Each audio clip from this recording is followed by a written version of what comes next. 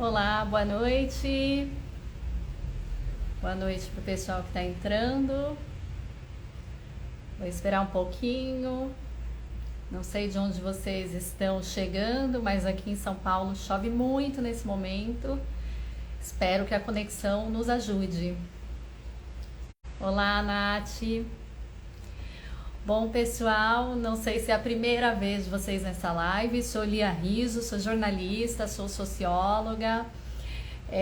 Bem, hoje a gente vai falar de um assunto muito especial nessa live que faz parte, como alguns de vocês sabem, da campanha Infância Plena, promovida pelo Ministério Público do Trabalho e que tem o apoio de Vogue e de todos os demais veículos da Condé Nast, Casa Vogue, Glamour, JQ e também do jornal O Globo. Já faz aí, estamos chegando acho que na nossa quinta live, se eu não estiver errada. Já falamos sobre o papel da mídia no combate e erradicação ao trabalho infantil. Já falamos de crianças trabalhando em redes sociais, em plataformas digitais. Já falamos sobre o trabalho nos lixões, que foi a nossa última live. Recomendo muito quem não assistir voltar aí no perfil da Vogue ou entrar no nosso YouTube para ver. E hoje vamos falar de um assunto que para mim, não só como cidadã, mas como mãe de uma criança pequena, é um assunto que fala muito ao meu coração, que é a importância da educação antirracista no combate ao trabalho infantil, a essa gravíssima violação dos direitos a que cerca de 2 milhões de crianças estão sujeitas no Brasil hoje em dia. Por que hoje a gente está falando do trabalho, da importância da educação antirracista no combate ao trabalho infantil? A gente tem desta população apontada pelo PNAD em 2019, de crianças e adolescentes que estão em situação de trabalho infantil, que são aí 1.900.000 crianças, cerca de 2 milhões de crianças. A doutora Ana Maria já está aqui com a gente, pode me corrigir, mas enfim, 60% dessa população de crianças e adolescentes que estão em situação de trabalho infantil é composta, mais de 60% na verdade, é composta por crianças, meninas e meninos negros, né? Esse é o primeiro ponto. E combinada a questão da situação de trabalho infantil, anda ali lado a lado a situação da evasão escolar. Isso também acontece pela falta de uma educação antirracista. 66%, como disse a doutora Ana Maria. Bom, eu vou ver se as nossas convidadas já chegaram aqui, ainda não. Eu estarei hoje muitíssimo bem acompanhada por mais uma dessas procuradoras que conduzem esse trabalho seríssimo, que é a doutora Elisiane Santos, e também estarei com Dé Bastos, minha amiga pessoal, comunicadora, hoje diretora de criação e conteúdo da agência Publicis, e que também, a Elisiane já está aqui, vamos tentar colocá-la. A Dé Bastos, de quem eu estava falando agora, é autora de um perfil por onde eu me informo e aprendo muito, que é o Criando Crianças Pretas. Que convive com alguma criança ou adolescente, ainda não segue, por favor, sigam. Doutora Elisiane, eu vou pedir para você, você conseguiu entrar? Entrou, opa! Vamos esperar a doutora Elisiane aqui aparecer no nosso vídeo. Né? Eu já sem sei imagem por enquanto. Estava com a tela. Agora sim. Agora sim, doutora. Tudo Seja bem? muito bem-vinda. Boa noite, a doutora vem vindo de uma maratona de lives, né? E muito obrigada pela generosidade de encaixar mais essa na sua agenda, que é um assunto muito pertinente. É difícil dentro deste assunto, né, do que é o combate e a erradicação do trabalho infantil, a gente dizer, isso é mais importante ou aquilo é mais importante. Mas definitivamente hoje a gente vai falar de um ponto muito fundamental. Eu vou ver aqui, doutora, se a Dé Bastos já chegou. Vamos ver. Tá bom. Mas assim, imagina, eu que agradeço a oportunidade de estar aqui, porque assim como você falou, para mim também é uma questão de atuação profissional, mas é uma questão da minha vida também, né? Uma questão de uma mãe preta também com uma filha em idade escolar, né? E uma questão de todos nós, como cidadão, como sociedade brasileira, né? Então, assim, sempre que eu puder, eu estarei participando contribuindo com o debate que é tão necessário. A gente precisa cada vez mais de mais pessoas envolvidas, né, de forma efetiva com essa luta e com o combate ao racismo no nosso país, né, com o combate ao trabalho infantil e com o combate ao racismo no nosso país. Que a gente hoje costuma chamar de aliados, né? Que eu acho uma palavra fundamental, mas espero que ela não seja aí como algumas outras banalizadas, né? E hoje, esses dias aconteceu uma coisa muito curiosa comigo, vou contar aqui até porque quem acompanha a Vogue e gosta de assunto de moda, bom, eu recentemente estive num evento e duas amigas que eu gosto muito estavam ali me apoiando em tudo, né? Inclusive na questão do dress code e tudo mais, né? E aí eu escolhi lá uma roupa e escolhi uma camélia para colocar ao lado da roupa. E uma dessas minhas amigas, Lisiane Lemos, outra pessoa que quem não seguir, siga, que é uma pessoa muito atuante na questão do letramento racial, principalmente para nós, pessoas brancas que, enfim, fomos criados e crescemos numa sociedade muito enviesada. E Lisiane me disse: você sabia, as camélias têm um significado muito especial para as pessoas pretas, porque na época abolicionista, ela era um símbolo dos aliados. Então, ou as pessoas brancas carregavam aquilo, né, na roupa, uma camélia na roupa, ou então elas plantavam na frente das suas casas. E aí quem conseguia fugir, né, os escravos que conseguiam escapar, sabiam, a partir desses sinais, que ali estava um aliado, né? Hoje, a gente lugar seguro, um né? lugar protegido. E hoje a gente tem aí uma série de outras formas de se aliar, de se posicionar, de lutar efetivamente. E talvez a mais básica delas seja investir na educação antirracista. Doutora, estamos aqui conversando, eu estava aqui de olho no computador, que a Dé Bastos, como eu disse aqui em São Paulo, não sei se você pegou quando você chegou, está chovendo demais, demais. Tinha caído a força aqui em casa, voltou. Daqui a pouco vocês vão ver que tem os raios. E a Dé tá me dizendo que ela acabou de entrar em casa e que acabou a energia. Ela tá aqui, ó. Vamos aceitar a Dé. Mas eu imaginei que ela ia estar nesse perrengue, né, gente? Todos nós. Eu desci correndo pegar minha filha, mas enfim. Fazendo um Dé, esforço. querida! Boa noite! Boa noite, seja bem-vinda, fica tranquila. Olha, estamos aqui entre amigas, entre mães. E eu correndo para caçar a casa com energia no bairro. Desculpa a demora, gente. Não, gente, isso é a vida real. A gente aprendeu a trabalhar de casa e nesse esquema assim de vida nua e crua durante a pandemia. Isso é uma coisa que definitivamente não muda mais. Então, assim, te peço desculpa pela sua correria. Estava aqui já batendo um papo com a doutora Eli. E vamos lá, gente. Eu estava contando para a doutora que esses dias eu descobri que o uso da camélia tinha um simbolismo muito importante para pessoas pretas. Quem me disse isso, quem me ensinou foi a Lise Lemos. E eu disse, né, bom, lá atrás a gente tinha alguns sinais que eram mais sutis, né? Hoje existem muitas formas de se aliar. E a educação antirracista, para mim, é talvez a mais básica, quando eu digo a de base, né? Porque, para quem chegou agora, incluindo a Dé, a gente já tinha feito aqui uma introdução dizendo, né, que nessa situação, que de novo é gravíssima, é de violação de direitos básicos fundamentais de crianças e adolescentes, que é a situação do trabalho infantil, a gente tem 66% da população de crianças trabalhando hoje formada por meninas e meninos negros, 66% de 2 milhões. É muita coisa, é uma situação que anda lado a lado com outras questões, como a da evasão escolar. E quando a gente fala da evasão escolar, não é só a criança, ou adolescente, ou jovem adulto deixar a escola. É inclusive ele chegar na escola e não se sentir visto e não se sentir pertencido. E quando uma criança se sente vista, toda a perspectiva de vida dela pode ser mudada. Eu vou passar a palavra para vocês, esse definitivamente não é meu lugar de fala, mas é um lugar que eu quero ocupar como aliada, que eu convido todos que estão nos assistindo e que acompanham vocês a ocuparem também, não só pela questão do trabalho infantil, mas principalmente por conta dela. Doutora, hoje eu vou fazer uma ordem diferente do que eu costumo fazer nas outras lives. Eu vou começar pela Dé, que tem o perfil Criando Crianças Pretas. A Dé é mãe como a gente também. Eu aqui tenho uma que faz 7 anos na sexta-feira, da Dé acho que é um pouquinho mais novo, né, Dé? José tem 4. 4. 4. E Eli, você tem uma filha também, né? 12. Vou ficar te Fez chamando de 12 Eli. semana passada. Oh, meu Deus, que fase, mas Já isso é tá assunto para outra adolescente live. Ela vem do futuro para contar pra gente.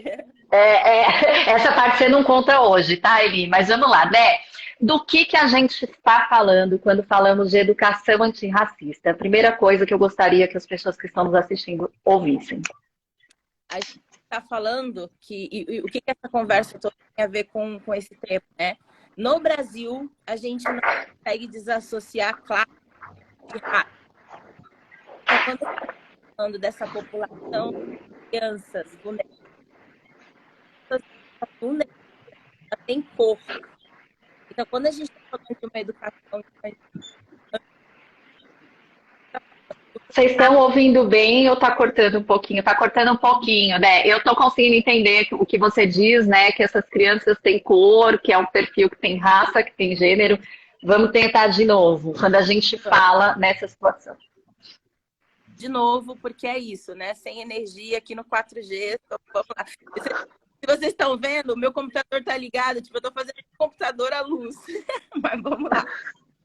O que eu tô dizendo é que no Brasil não se desassocia classe de raça. E aí, quando a gente está falando de uma população infantil vulnerável, a gente está falando de crianças pretas.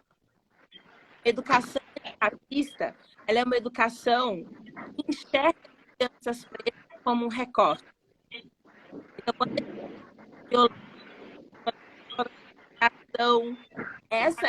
tudo isso precisa conter o contexto das crianças. Então, a escola não pode ser uma escola igual para todo mundo. Ela deveria ser igual como o primórdio, mas eu não posso ter assunto de escola fazer.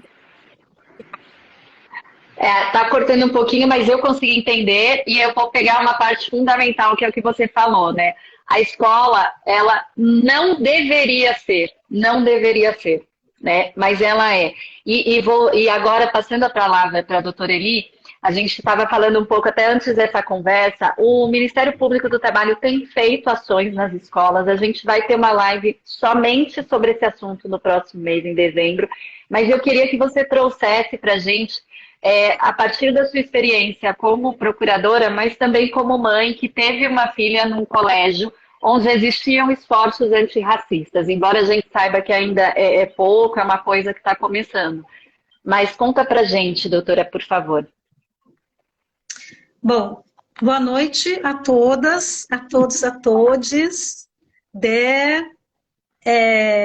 Lia, né? A gente já estava conversando antes, mas agora iniciando mesmo.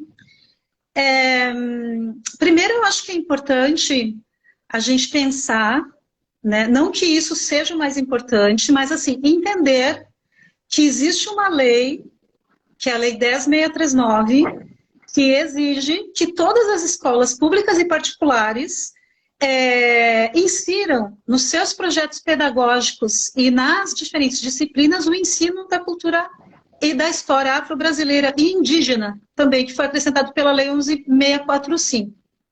Né? Isso significa dizer que nós precisamos, e uma questão importante é que essa lei ela não surge do nada também. Né? Ela é fruto de lutas imensas dos movimentos negros no nosso país. Para vocês terem ideia, lá em 1984, Abdias do Nascimento, que espero que as pessoas que estão nos ouvindo, né, conheçam, que foi um ativista do movimento negro, né, um grande militante negro, fundou o Teatro Experimental do Negro na década de 60. Abdias do Nascimento, lá em 1984, já tinha apresentado um projeto de lei que previa, dentre outras ações, inclusive ações afirmativas no serviço público, na educação, né, em outros setores, previa também que se fizesse o ensino afro-brasileiro nas escolas. Por que isso é tão importante? Porque isso é a base da nossa história, né? É a base da nossa formação social e política no Brasil, ainda que tenham tentado, durante todo esse tempo de violência num período, né, de quase 400 anos de escravização negra. E no pós-abolição, como você falou, entre aspas, e a gente fala isso entre aspas porque a gente continua nessa luta, né, por liberdade, por igualdade em direitos. Durante todo esse tempo, né, a gente vem tentando, lutando, né, por esses direitos. E quando a gente traz essa história da formação da sociedade brasileira, isso vem numa tentativa de apagamento.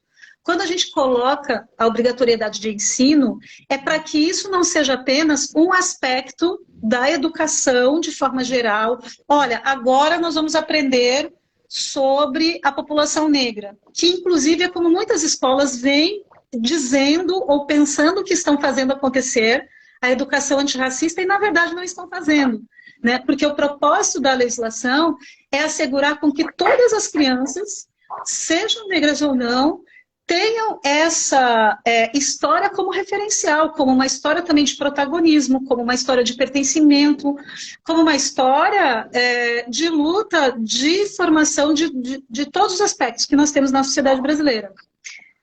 Que acaba, doutora. Lógico, o que eu ia apontar é que assim, que acaba, principalmente para uma geração, eu tenho 42 anos, a minha geração, a gente lembra dessa história quando começa a falar do período de escravidão. E é assim que essa história é contada, as conquistas não são trazidas. Vocês, eu não sei se vocês viram um vídeo que viralizou, acho que foi ontem ou antes de ontem, de uma professora chamada Lavínia Rocha. Ai, sim. É Lavínia é o nome dela? Maravilhosa. Né? E ela é uma professora que, até publiquei esse vídeo no Criando Crianças Pretas, e ela pergunta primeiro para os alunos o que vem à cabeça dele quando eles pensam em... Eles começam a falar fome, gente magra, escravo, né? Todos têm em comum. E aí, logo depois, ela tem um livro, eu acho que conta a verdadeira história, e o tempo depois pergunta de novo, o que vem à cabeça de vocês quando vocês pensam? E aí, eles falam ouro, tecnologia, clã, aí eles começam a lembrar um monte de nomes. Então, acho que a importância de uma educação salva. Deu para ouvir quase tudo, né? Mas a doutora pode complementar. É isso aí, então, né? A gente conseguir ressignificar essa história, né? Que nós temos aí uma história riquíssima de reis, de rainhas, de poder, de intelectualidade que nos né, ao longo desse tempo aí apagada. E o que acontece para a gente, população preta, e especialmente para as nossas crianças dentro das escolas? Quando isso não é tratado dessa forma, você está ali naquela condição como uma pessoa diferente, né? Como alguém que não enxerga um pertencimento em relação tanto ao conteúdo que é produzido, quanto em relação ao racismo que se reproduz na sociedade. Aí nós temos vários exemplos, né, de práticas racistas, às vezes explícitas, dentro das salas de aula. E lamentavelmente, né, cada vez mais a gente tem... não é que venha acontecendo mais, na minha opinião, mas eu acho que as pessoas estão denunciando mais, né? Então a gente vê situações de crianças sendo chamadas, ofendidas, chamadas de macaco, comparadas com outras situações, com cocô, com outras questões todas que são muito dolorosas, né? Que são muito destruidoras de qualquer sentimento de humanidade ali. E essas questões, quando acontecem assim, de forma explícita, aí parece assim, que choca, né, as pessoas, principalmente quem não tem esse letramento que vocês estavam falando. Mas o mais triste é pensar que isso é o cotidiano da nossa vida, desde que a gente nasce, e é o cotidiano das nossas crianças negras. E quando a gente vai falar de racismo e trabalho infantil, você já trouxe algumas informações aqui, né? A maior parte das crianças que estão nessa condição, nessa situação de violação de direitos, são crianças negras. E mais do que isso, nós temos uma pesquisa recente do Unicef, que é de agora de setembro deste ano, que foi elaborada pelo Instituto IPEC, que mostra que nós estamos com um contingente de 2 milhões de crianças entre 11 e 17 anos fora da escola. Isso não está nem pegando a primeira infância, a gente não está nem considerando aí de 4 a 10, né? Então vejam a gravidade dessa situação. Posso continuar um pouquinho? Claro, por favor, doutora. Porque é legal a gente também ficar, né? Passar. Com certeza. Segundo essa pesquisa, os motivos para ter parado de estudar, primeiro, o mais respondido pelas crianças e adolescentes que participaram da pesquisa, porque precisam trabalhar. Ou seja, nós já sabíamos disso, mas é uma pesquisa que confirma mais uma vez que o trabalho infantil é motivo determinante para a evasão escolar. Assim como ele é causa, ele é consequência também, né? Muitas vezes a evasão escolar se dá por conta do racismo e essa criança e adolescente termina entrando no trabalho porque são as nossas famílias vulneráveis, também economicamente, como a Dé bem colocou aqui, a gente não consegue separar raça, de classe e também de gênero, né? Depois a gente pode falar um pouquinho. Agora vejam que interessante. Nessa pesquisa foi apresentado um rol de perguntas para esses adolescentes que participaram, uma amostra de mais de 1.000 crianças e adolescentes. O racismo, de forma explícita, né, aparece no final da lista, como motivo para deixar a escola ter sofrido preconceito e discriminação racial. Mas vejam outras causas que aparecem lá em cima. Por não acompanhar explicações ou atividades passadas pelos professores, porque a escola ainda não tinha retomado a atividade. Bom, aqui tem outros fatores, mas também entra um pouco da questão do racismo estrutural. Porque sente que a escola é desinteressante, porque não gostava dos colegas ou professores, porque se sente pouco útil, ou que a escola não é muito útil para aquela criança ou adolescente, porque não se sente acolhido na sua escola. Tem outras questões aqui, por causa de casos de violência e por ter sido vítima de preconceito. Vejam que todos esses outros motivos, embora não falem explicitamente sobre o racismo, está também relacionado.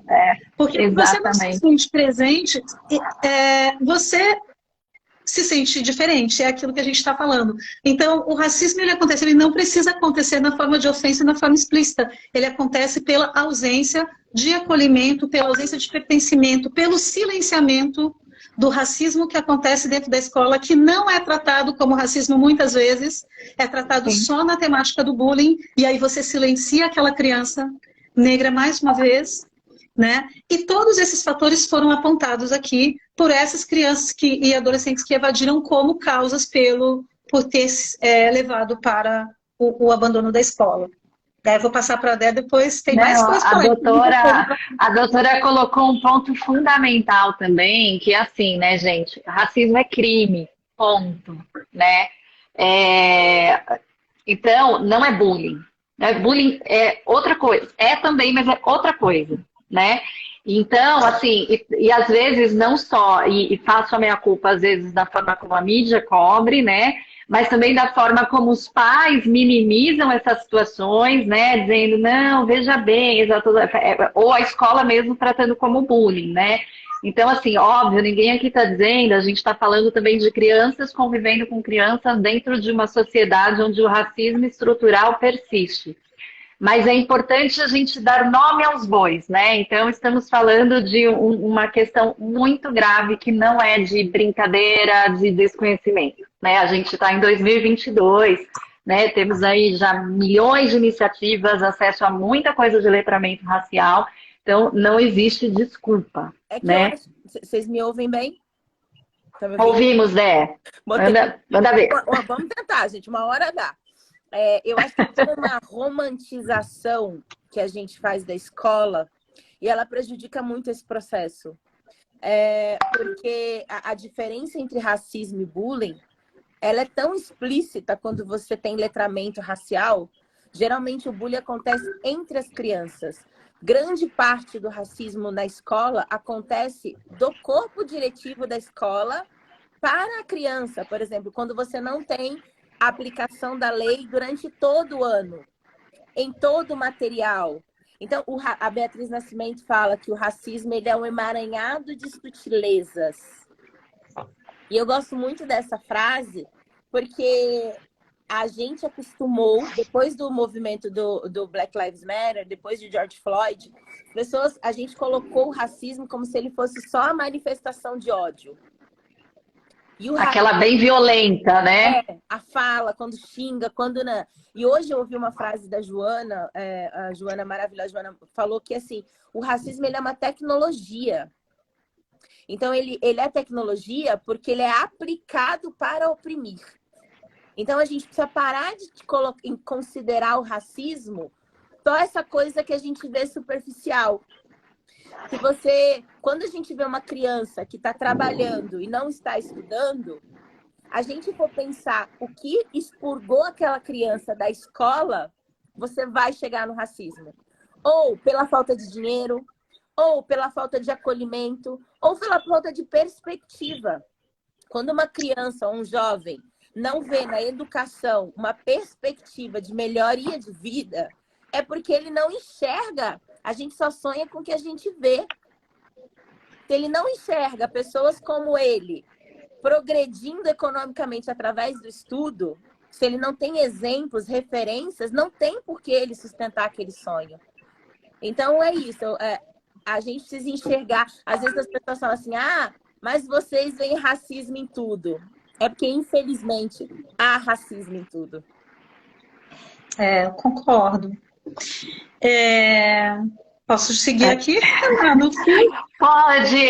Olha, raramente fico tão sem palavras, mas enfim, exatamente. Eu ia completar com uma coisa aqui e até me perdi um pouco, porque realmente, enfim, como você falou, está em tudo, né? Não, é aquela coisa assim de não é mimimi, né? Mimimi definitivamente é a dor que dói no outro, né? Que a gente não sente. Então, assim, não é mimimi. E tem eu me lembrei do que eu ia falar, né? Que é a coisa do ciclo, né? Uma vez eu escutei, acho que foi o Ricardo Paes de Barros, um economista, falando sobre o ciclo da doméstica, né? Então, a filha da doméstica que começa ajudando a mãe numa faxina e continua, e a mãe já foi filha de outra doméstica, que provavelmente foi filha de outra, desculpem até usar esse termo, não sei nem qual é o termo hoje que se usaria, mas assim, uma auxiliar de serviços na casa. Mas, enfim, é muito difícil romper esse ciclo, porque é a única perspectiva que se conhece. E, às vezes, a própria família, não colocando a responsabilidade evidente nesses pais, também não tem muita escolha, né? A gente viu na pandemia, né? Pais que perderam emprego e aí o filho ou a filha arruma um biquinho no mercado local, de novo entrando no recorte de classe, né? Enfim. Então, é um ciclo muito perverso, né? Que permanece, que persiste, porque é estrutural, como o racismo é. Por favor, doutora. Sim. Eu ia só destacar ainda um pouco sobre aqueles motivos para a evasão escolar, a questão da dificuldade no aprendizado, né? Porque é importante a gente pensar o que leva a essa dificuldade, que muitas vezes é justamente aquele sentimento de achar que não é capaz, de achar que não consegue desenvolver aquela habilidade, às vezes porque nessa forma sutil que a Dé coloca aqui, está em tudo, infelizmente, né, professores terminam reproduzindo o racismo e têm tratamento diferenciado em relação a crianças negras e não negras, tem preferências, tem falas às vezes explícitas. Vamos falar com aquele, né, que é o mais, não sei, comportado, ou bonitinho, ou dos olhinhos, né, tal ou tal. São marcas, são signos, sintomas de uma sociedade fundada nessa exclusão que adotou estereótipos que estigmatizam as crianças que não se enquadram naquele estereótipo, né? E isso faz também com que a criança termine se sentindo não capaz de desenvolver habilidades. Né? Então, é muito importante a gente pensar nisso. Na questão dessa reprodução estrutural do racismo, a Dé estava falando aqui, eu fui anotando algumas coisas, né? De como fazer essa educação antirracista acontecer, que não basta chegar agora, nós vamos fazer um letramento, tem muitas escolas fazendo isso, né? Aí vai lá, faz uma reunião. Aí, pega com os alunos, agora nós vamos estudar um tema da população negra.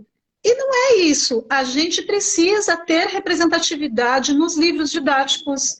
A gente precisa ter textos que ressignifiquem a nossa história, essa história, né, social do Brasil, porque muitos textos que foram produzidos ao longo dos anos, eles estão recheados de racismo. Eles estão marcados por histórias onde só aparecem os colonizadores numa posição de protagonistas e os negros e negras sempre como escravizados, como um povo que não lutou, né, por direitos, como um povo que foi oprimido, enfim, sempre numa condição de violência e de opressão, né, sem sequer prazer, né? inclusive. sem sequer trazer conhecimento mesmo sobre história da África, por exemplo. Vocês vejam que é um absurdo isso, acho que a gente ainda não mudou num contexto geral de divisão, né, de divisão de disciplinas. Mas, assim, a história geral que é contada na escola é a história da Europa. Exato. Não é a história geral dos povos, dos diferentes povos, comunidades tradicionais, né? Pensem na história do Brasil mesmo, quando a gente olha assim, os conteúdos agora nesse segundo ciclo, né? Minha filha está no segundo ciclo, sexto, quinto, até o nono ano. É pouquíssimo espaço onde se trata, falando da história do Brasil mesmo, em pouquíssimos cenários se trata das histórias, da importância das comunidades tradicionais para a formação da sociedade brasileira, para o meio ambiente, e aí a gente entra na questão de ciências. Você vai tratar do corpo humano, no geral, os livros trazem todos os corpos brancos, a gente tem corpos pretos, a gente tem corpos com diferentes formas, né? Então, a gente precisa pensar nisso, a gente precisa de representatividade nos profissionais da escola, porque tem muitas escolas, assim, nas escolas públicas, acho que em menor proporção, porque as cotas, né, na administração pública a gente já vem de mais de uma década de cotas raciais. Por outro lado, mesmo na escola pública, a gente pode encontrar diagnósticos onde diretoras de escola, supervisoras de escola, pessoas que estão em condição ali, né, de gestão, de mando, não são pessoas negras. Né? E nas escolas particulares a gente vai encontrar então um cenário que é muito mais perverso, que é encontrar os profissionais negros da escola apenas nas atividades ali de limpeza, cozinha, merenda escolar, muitas inspetora vezes... do corredor no máximo. E não tem... Às vezes algum professor de educação física, de capoeira e tal, mas nas disciplinas do currículo obrigatório, são poucas as escolas que estão fazendo, né, essa inclusão. Queria só fazer um ponto com essa fala dos funcionários da escola pública, que provavelmente é grande parcela das pessoas que estão nos assistindo, é que, às vezes, o racismo é sobre desumanizar os nossos corpos. Às vezes, essas pessoas que trabalham na portaria, na faxina, elas nem têm nome. As crianças nem Era o ponto que eu ia colocar, né? As crianças, elas nem reconhecem essas pessoas. Então, é a tia da cantina, é o tio da portaria.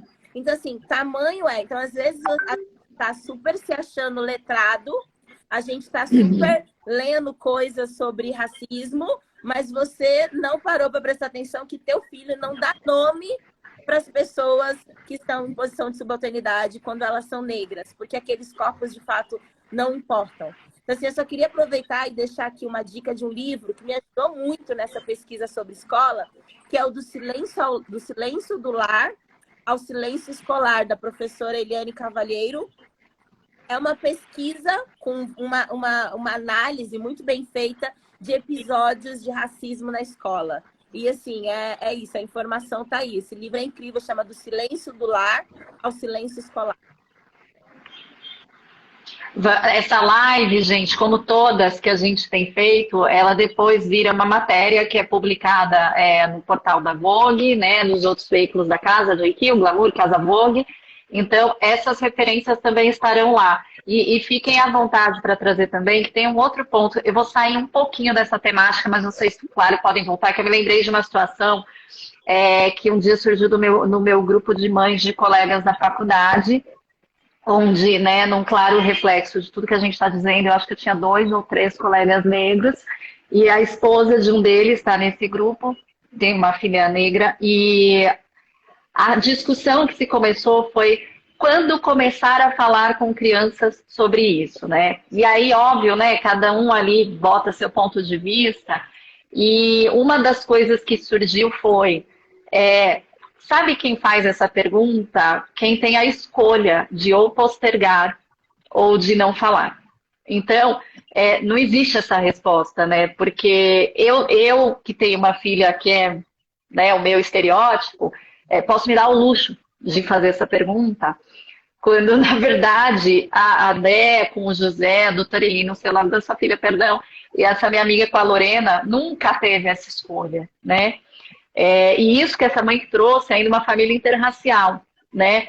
Então, assim, este é um outro ponto que eu acho que acaba negligenciado que assim, gente, as crianças, né, vão ter momentos em que a gente vai precisar introduzir uma série de conversas difíceis. Isso não é uma conversa difícil, uma conversa necessária, uma questão de tratar sobre o mundo que elas habitam, né? Sobre algo que deveria ser com mais naturalidade. Então, eu queria que vocês trouxessem também essa parte da reflexão. Porque eu confesso que até essa mãe trazer esse questionamento, a minha filha já tinha os livros, né? A gente já tratava de algumas coisas, ela convive com crianças diversas, mas nunca tinha me passado pela cabeça mais essa questão, né? Que a mãe negra, a mãe da criança negra, ela não tem escolha, né? Porque essa criança vai trazer, porque ela vai ser vítima de alguma situação que vai despertar isso nela. Em algum momento, infelizmente, né, estão condenados a passar essa situação em algum momento. A gente tem no Brasil o mito da democracia racial. Essa grande falácia de que não existe racismo no Brasil, que a gente vive todo mundo harmonicamente, que somos todos brasileiros. E então esse é o grande mito da democracia racial. Uma das coisas que o mito da democracia racial faz é essa coisa de mas as crianças não são racistas, né? Misturar racismo com amor. Inclusive, sugiro fortemente que leiam uma das mulheres mais incríveis. Eu sou absolutamente fã de Lélia Gonzalez, dos textos dela. E a Lélia fala muito sobre essa estrutura, até que você falou da empregada doméstica versus como é que essa dinâmica entre racismo e amor. Quando a gente está falando de criança, isso volta muito forte. Não, mas criança não pode ser racista. Inclusive, usam erroneamente uma frase do Mandela para dizer que se a gente ensina o ódio, a gente também pode ensinar o amor, assim, para dizer que as crianças não são racistas. As crianças, de fato, nascem racistas, mas elas se tornam racistas muito rápido. Tem um estudo do The Conscience Kid, que é um instituto americano muito legal de análise de consciência infantil, que fala que a partir dos 3 meses, a criança já começa a reproduzir o racismo. 3 meses. Então, qual é a melhor hora para falar sobre pauta racial com criança? Na barriga. Se você não fortalece o seu em volta, se você não dá referência para essa criança muito pequena vai começar a reproduzir o racismo estrutural. Eu concordo com a Dé, eu acho que não tem idade, né? E eu acho que a gente tem uma falsa ideia também de que as crianças, que criança não pode falar sobre determinados assuntos. Gente, as crianças têm muito mais facilidade e naturalidade do que nós adultos, adultas e adultos para falar sobre temas complexos, sobre temas da vida, sobre diversidade de orientação sexual, inclusive porque elas ainda não têm as amarras que nós temos, de medos, né? De se expressar. E enquanto ainda não construíram esse cenário racista que a Dé colocou, elas também não estão enxergando essas diferenças com hierarquias entre elas. Porque o problema da diferença é esse, é você construir, né, esses modelos de superioridade, de beleza, esse aqui não é, e começar a excluir, né? A partir disso, eu acho que o que é muito importante é essa vivência, né? É você oportunizar que a sua criança possa ter, desde os primeiros dias, os primeiros anos de vida, uma convivência com diferentes crianças de diferentes contextos de vida. Mas você não quer falar? É porque assim, eu queria só concluir. De características, né, raciais. Só para eu concluir, porque o que acontece também? Uma criança branca que convive apenas com pessoas brancas, ou se ela convive com pessoas negras apenas em condições de subalternidade, ela vai reproduzir aquela situação achando que as pessoas precisam servir a ela. E ela vai fazer isso com as colegas da escola também, né? Então, assim, os pais têm um compromisso, os pais, a família, as mães, os pais, os responsáveis e as responsáveis, né? tem esse compromisso de trazer essa diversidade, mas não só no discurso, porque muita gente está fazendo isso achando que agora eu tenho que ler o letramento, aí nunca pensou nisso, aí de repente começou a ler a Lélia Gonzalez, a Sueli Carneiro, a Beatriz viu na rede, ouviu na empresa, né? A empresa tem programa de inclusão, aí lá dentro da empresa faz tudo bonito. Nem lê. Bota uma intelectualidade e a vida da pessoa continua a mesma. Aí a gente está falando de pessoas privilegiadas, brancas. Continua a mesma, frequentando os mesmos espaços, espaços onde não tem pessoas negras, sem estranharem ou sem questionarem. Porque as pessoas não negras, e aí falando um pouco da luta antirracista para quem não é negro, passa também por essa tomada de posição, né? Como a famosa, célebre frase de Angela Davis, não basta não ser racista, tem que ser antirracista. O que é ser antirracista? É se insurgir contra aquela situação. Num espaço mesmo de, não sei, num restaurante, não se perguntar, nossa, vocês não atendem, por que não tem? É muito caro. Então, e aí, quem sabe adotar uma posição? Sabe de uma coisa? Eu não vou mais frequentar esse lugar. Ou eu não vou mais comprar nessa loja. E se questionar sobre os ambientes, né? Porque assim, se você não sente um desconforto quando você olha numa festa, num ambiente da escola, no seu ambiente de convívio, né? Não é normal, não deveria ser naturalizado. Mas eu acho né? Inclusive no seu ambiente de trabalho. Aí, só quero falar uma coisa para não esquecer. Fala, amor. Sim, e o que eu acho também mais importante, que muito pouco acontece, e eu posso falar isso pessoalmente por situações que já vivenciei, com a minha filha e pessoalmente. Quando você passa por uma violência, como é o racismo, e você denuncia, você passa a ser, mais uma vez, violentada. Porque a sua fala, como vítima, ela é posta em dúvida a todo tempo. Inclusive por essas pessoas que muitas vezes acham que estão na posição de aliada. Por isso a gente precisa dessa tomada de posição. É preciso escutar, é preciso dar credibilidade e acolher as pessoas e crianças que são vítimas de racismo. E é preciso tomar partido, sim. E aí vou trazer aqui uma teórica, que a minha amiga que já trouxe várias, vou trazer mais uma, que é a Cida Bento, quando fala do Pacto Narcísico da Branquitude, que ele funciona perfeitamente dentro da escola quando uma criança negra sofre racismo. E isso é muito violento, isso é muito triste, isso é muito duro, e isso nos traz um acúmulo, uma bola, uma sequência de maiores violências, e inclusive a evasão escolar, que vai trazer o sentimento para a criança de não mais querer ir para aquela escola, e muito provavelmente, a depender da condição econômica dela, ela vai diretamente para o trabalho, que é também nosso tema, né, o trabalho infantil. O que eu ia falar é que, assim, provavelmente depois do que eu disser, essa live nem faz mais sentido, porque não tem nada a ver com as crianças. Nada a ver com as crianças. É só sobre os adultos. Então, assim, eu tenho um caso de uma mãe que falou assim, nossa, eu dei uma boneca preta para minha filha, mas quando a gente vai doar os brinquedos no final do ano, ela quer se desfazer da boneca. Oh, meu Deus, minha filha não gosta de bonecas pretas. E aí eu falei assim, tá, a boneca, ela precisa ser representação de alguém ou de alguma coisa. Quantas pessoas estão convivendo com você? Quais são os profissionais que você busca que podem representar essa boneca para essa criança? Então, na verdade, não tem nada a ver com as crianças. É sobre como o nosso comportamento reflete nas crianças. A gente usa as crianças porque elas são um lugar onde ainda tem esperança. Mas é sobre os adultos. É sobre como a gente não se responsabiliza pelo racismo, né?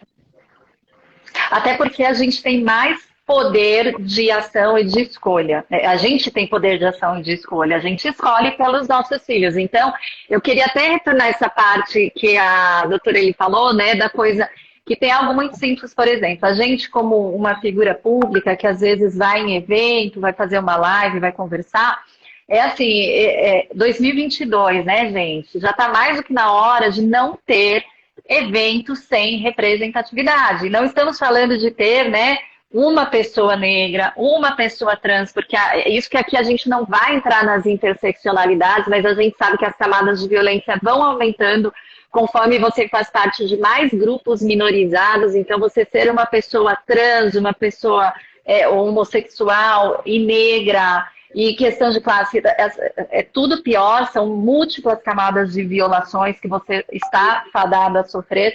Mas, enfim, tem isso muito simples, né? Foi convidado para participar de alguma coisa e não tem diversidade, tem que dizer não, gente, né? E isso se aplica a outras escolhas que a gente pode e deve fazer. Esse é um ponto.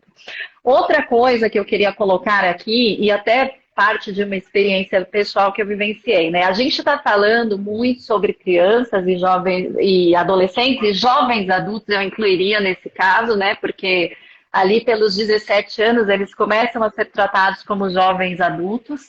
E estamos falando de escola, de educação, né? Então, assim, tem uma questão que a gente não vai conseguir abraçar, que são as questões de políticas públicas, de cobrar que leis sejam aplicadas.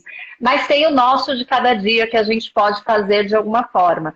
E quando você, por exemplo, vê algumas pessoas resolvendo ajudar, eu vou usar essa palavra patrocinar, mas não é exatamente isso, que alguém, numa situação desfavorecida, possa ter um acesso que ela não teria sem a sua ajuda. Então, por exemplo, não é colocar essa pessoa na escola, não é ajudar a funcionária a conseguir uma bolsa para a filha, porque escola, gente, precisa de livro, vai ter o passeio da escola, vai ter outras questões para incluir que não são contempladas.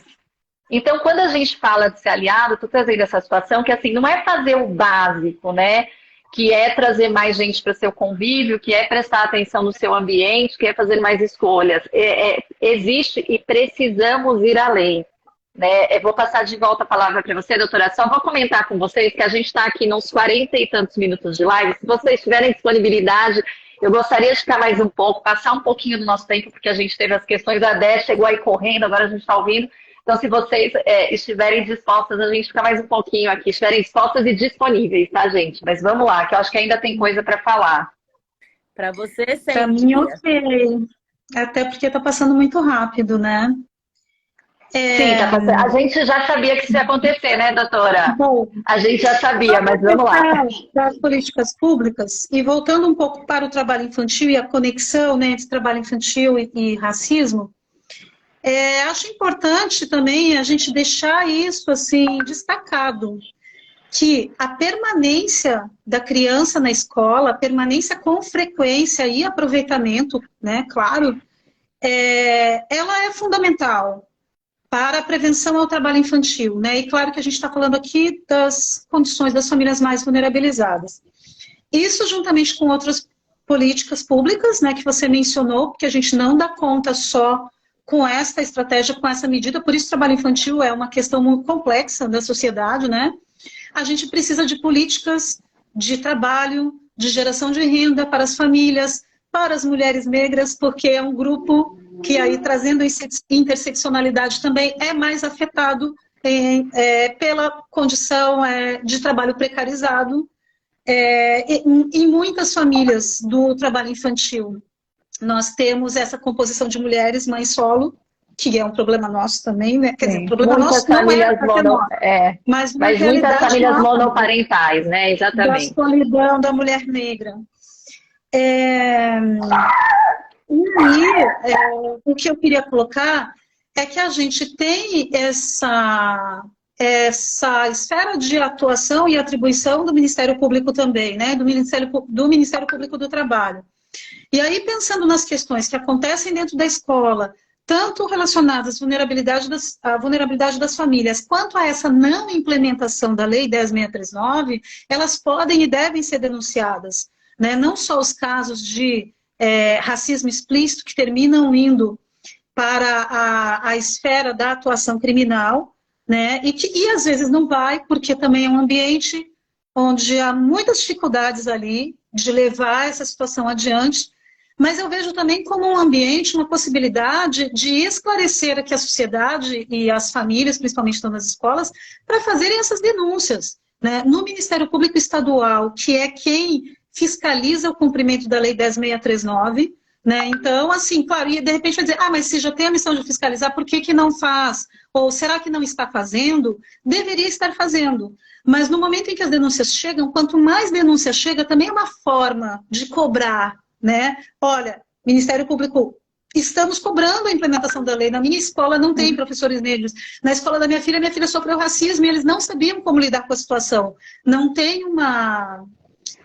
Doutora, isso vale para a escola pública e para a escola particular? E para a escola privada? Perfeito. E do ponto de vista do Ministério Público do Trabalho, essa denúncia chegando a nós, a gente também tem aí uma possibilidade de atuação no que diz respeito às contratações de profissionais, né, negros e negras, verificar como que está essa questão na escola, verificar numa situação de racismo o quanto também os trabalhadores, porque a nossa atuação é do ponto de vista do trabalho, né, o quanto os trabalhadores e trabalhadoras são impactados por essa situação, o quanto essa situação pode se refletir nessa condição de trabalho infantil também, naquela comunidade, naquele território, né? Então, assim, é importante que essas denúncias cheguem. Eu já vou aproveitar e dizer o nosso site aqui, canal de denúncias, que é o www.mpt.mp.br. Nós não atuamos na esfera criminal, mas atuamos em todas as questões que estão relacionadas ao trabalho, condição de trabalho dos profissionais da escola e as questões que envolvem, de alguma forma, essa situação de trabalho infantil. Eu acho que é interessante, doutora, até falar sobre a lei. Eu me surpreendi muitas das vezes em que fui a colégios, quando fazia consultoria nas escolas, e as escolas, o corpo diretivo da escola não conhecia a lei.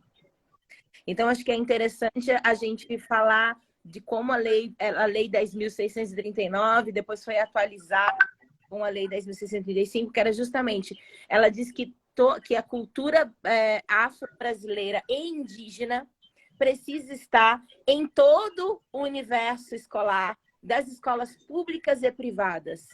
Então, assim, muita gente desconhece a lei. Quando conhece, acha que é só para a escola pública. Então, você vê, às vezes eu sinto que a gente está lá na frente falando sobre outras pautas e a gente tem que dar 10 passos para trás.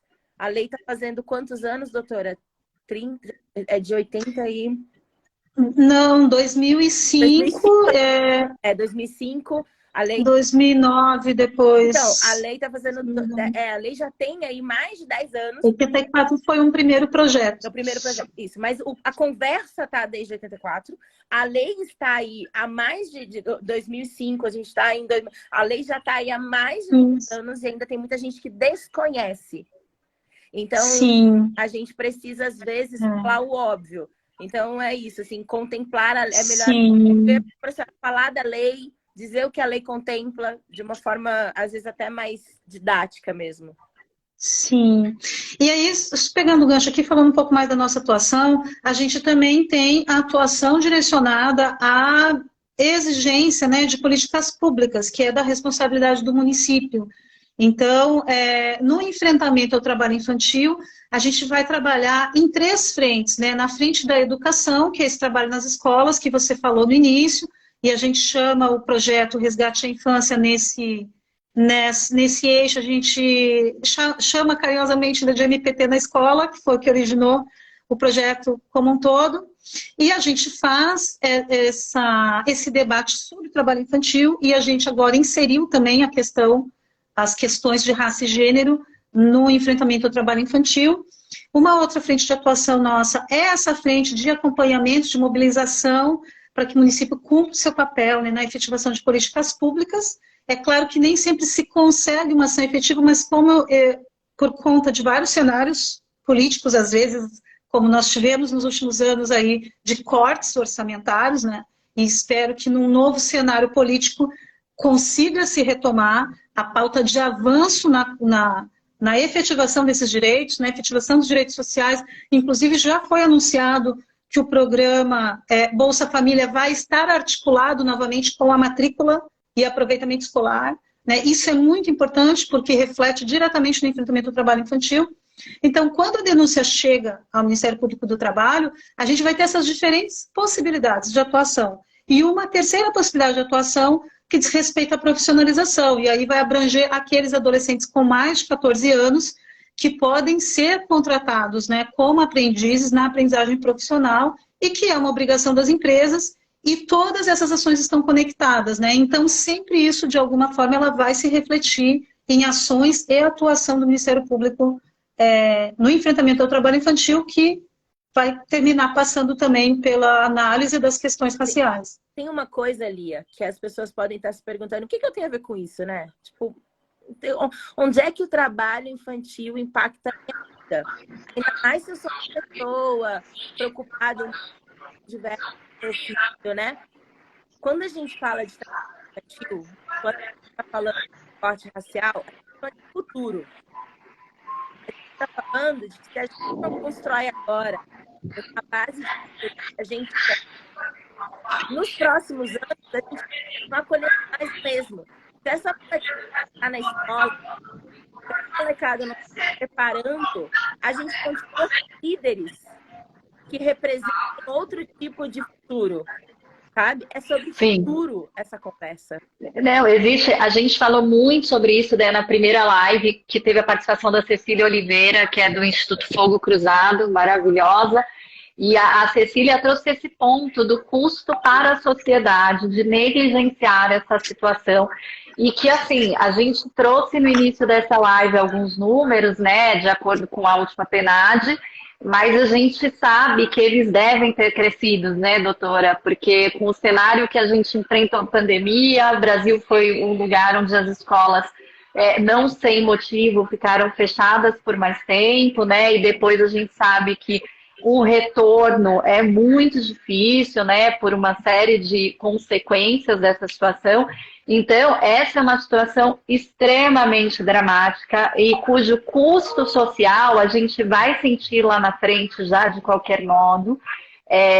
E podemos, como não sei nem que palavras, mas podemos, assim, de repente, diminuir esse impacto com a consciência do que a Dé trouxe também. Eu confesso que eu mesma desconhecia algumas coisas da lei, sabia que ela existia, mas desconhecia algumas questões.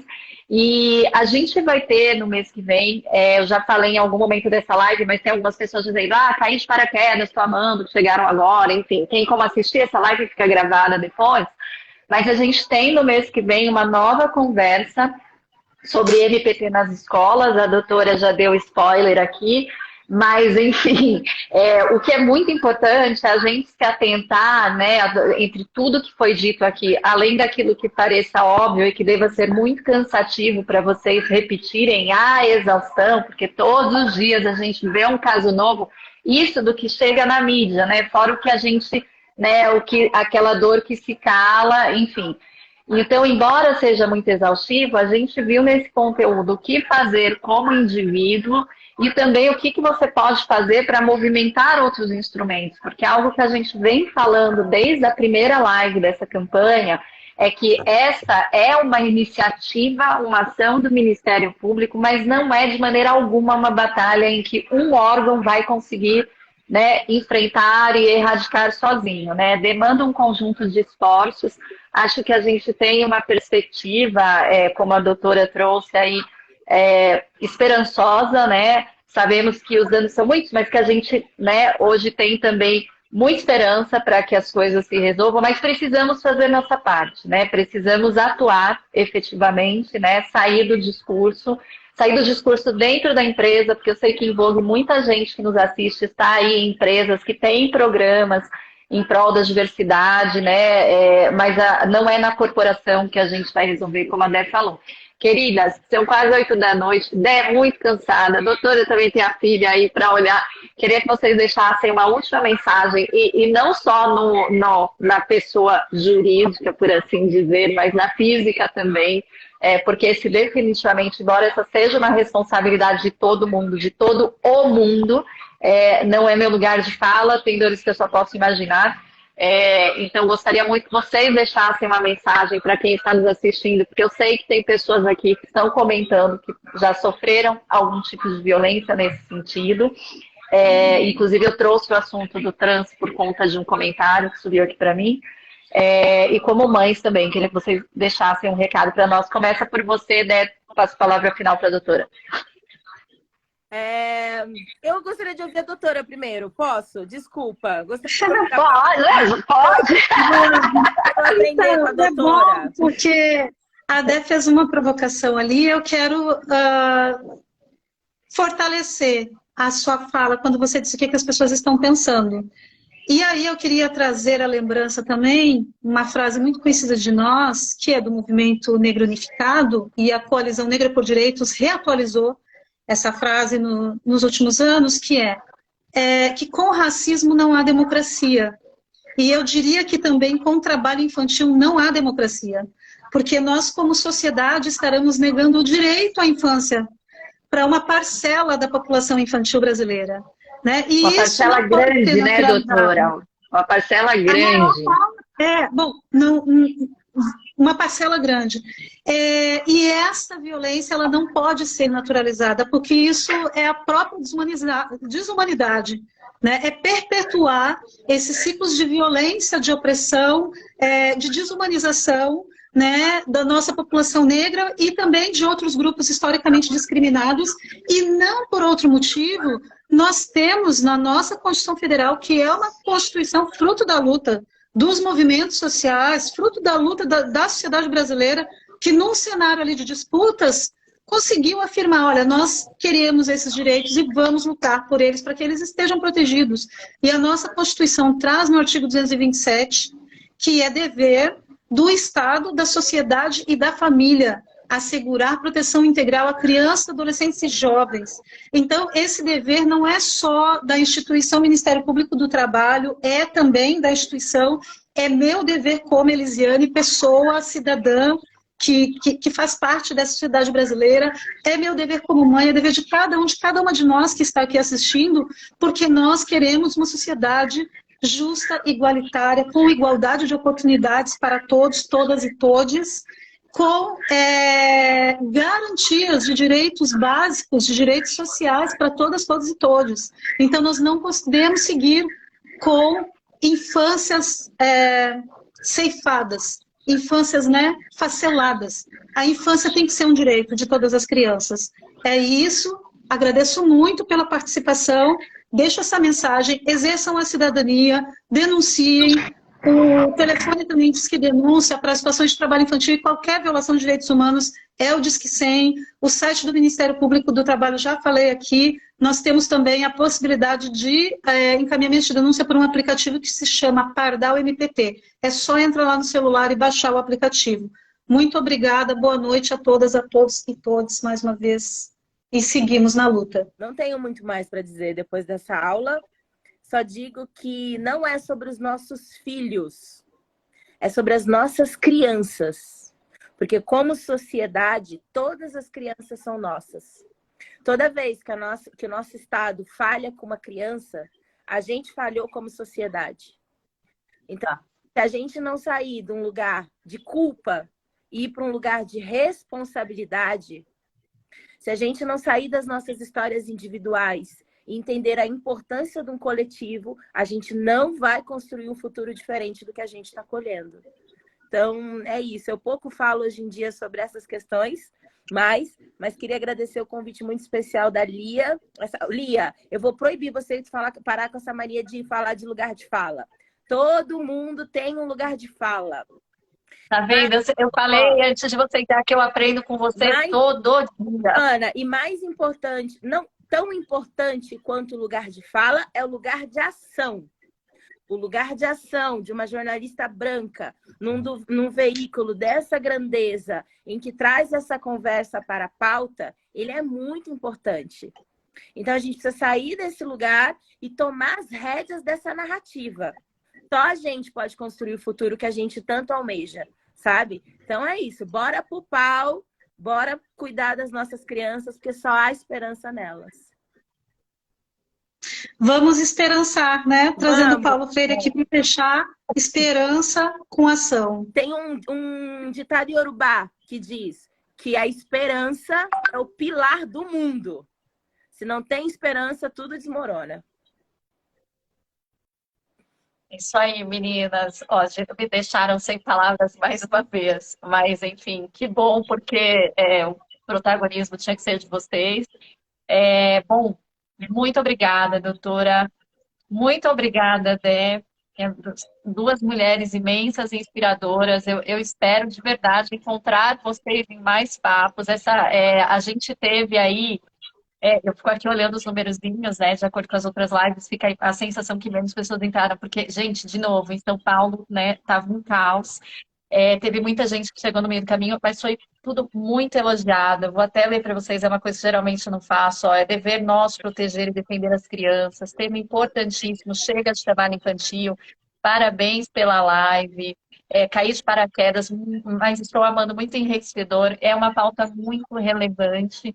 E é muito generoso que vocês tenham de novo aberto a agenda de vocês. Eu sei que as duas tiveram um dia cheio, tem aí a dupla, a tripla jornada que muitas de nós conhecem, mas persistem, né? E espero que perseverem cada vez mais. De novo, todos esses temas estão reunidos já no site da Vogue. As matérias são publicadas também na Glamour, na JQ, na Casa Vogue. A gente tem bimestralmente artigos assinados pelo time de procuradoras do Ministério Público, a quem sou muito grata, porque eu, pessoalmente, posso dizer que estou aprendendo demais nesses últimos 6 meses e espero que vocês também não só aprendam, mas absorvam e venham para esse chamado que a Dé fez.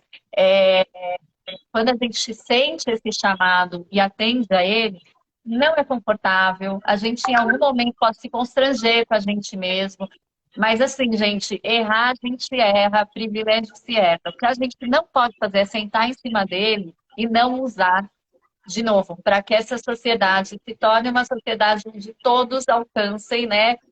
Onde as coisas fiquem na mesma altura, a gente parta do mesmo ponto de partida.